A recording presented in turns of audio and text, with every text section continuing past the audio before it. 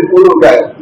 तो ये तो क्यों कर रहे हैं? ये चीन के साथ व्यापार में रोजाना हमें इजाफा हो रहा है, बढ़ोतरी हो रहे हैं, और उल्टी तरफ चीन हमारी अरुणाचल प्रदेश को, जो हमारे देश की एक अंग है, उनके ऊपर कब्जा जमाने के लिए मांग कर रहे हैं।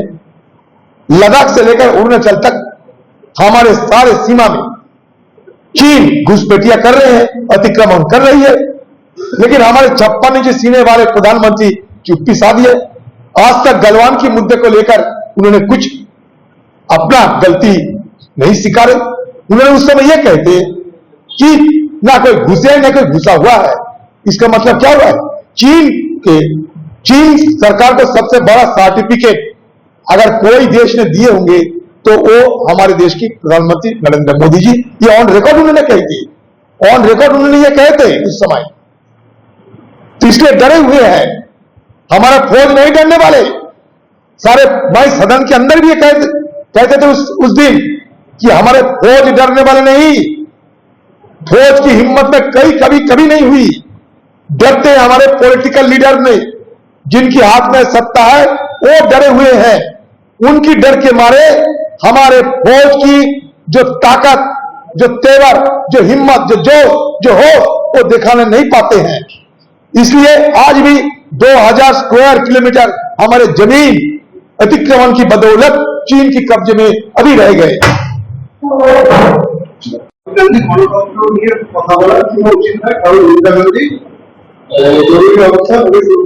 बिल्कुल, इंदिरा गांधी के जमाने में बिल्कुल इमरजेंसी हुई थी, और ये इंदिरा गांधी खुद, जिनकी ये पता चली उस समय कि अगर चुनाव होंगे तो हम हार जाएंगे, फिर भी उन्होंने चुनाव करने की हिम्मत दिखाई थी, और साथ साथ हार भी गई थी। और उसके बाद उन्होंने ये कहा था कि कम से कम मेरी अगुवाई में हमारे देश में लोकतंत्र बहाल तो हुई। उनको बखूबी जानकारी थी कि अगर इमरजेंसी की उपरांत चुनाव होंगे तो कांग्रेस पार्टी बिल्कुल सत्ता से बाहर होने का संभावना है। जानकारी थी उनको, फिर भी उन्होंने हिम्मत दिखाई और इनके लिए अफसोस भी जताई थी। और क्या चाहिए? कांग्रेस सत्ता से बाहर हो गए थे, सजा कांग्रेस को मिल गई। और क्या चाहिए? बार बार वो दोहराते हुए अपने पार्टी की और बीजेपी पार्टी की जो काली करतूतें सारे हिंदुस्तान में, चुनावी करतूतें, सियासी करतूतें आज तक चलते आ रहे हैं, उनको क्या छुपाना चाहते हैं? मुंह छुपाने की जगह नहीं है। इलेक्टोरल बॉन्ड को लेकर कुछ तो कहिए, कम से कम इलेक्टोरल बॉन्ड को लेकर कुछ तो कहिए, तब ना मजा लगेगा। तब तो हिम्मत दिखाओ कि चंदा दो और धंधा लो।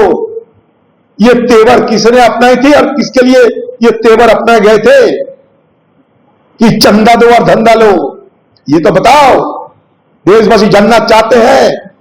न खाने दूंगा ना खाऊंगा भले को, न खाने खाऊंगा ना खाने दूंगा। ये तेवर वाले से हिंदुस्तान के लोग ये जानकारी लेना चाहते हैं कि धंधा लो और चंदा दो, इसका मतलब क्या है? इसका स्पष्टीकरण आम लोग जानना चाहते हैं हिंदुस्तान के आज की सत्तारूढ़ पार्टी से। आसाम के बदलू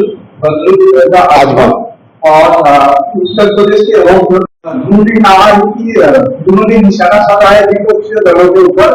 कहा है कि सभी दल मुसलमान की वोट लिए हैं, लेकिन 70 सालों से कांग्रेस और विपक्षी पार्टी ने कुछ नहीं किया।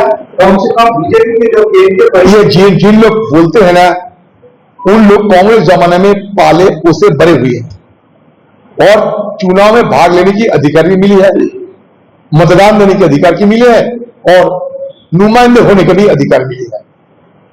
अगर कांग्रेस ना होते तो मोदी ना कभी चुनाव लड़ सकते, और मोदी अगर चुनाव नहीं लड़ सकती तो सत्ता में आकर प्रधानमंत्री न बनते। तो इसके लिए कम से कम कांग्रेस पार्टी के प्रति को कर्जदार रहना चाहिए।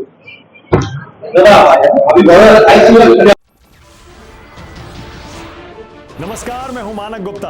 अगर आपको हमारा ये वीडियो पसंद आया हो तो इसे लाइक और शेयर जरूर करें, और हां, हमें सब्सक्राइब और फॉलो करना ना भूलें ताकि आप देश और दुनिया की कोई खबर मिस ना करें। तो जुड़े रहिए हमारे साथ और देखते रहिए News 24।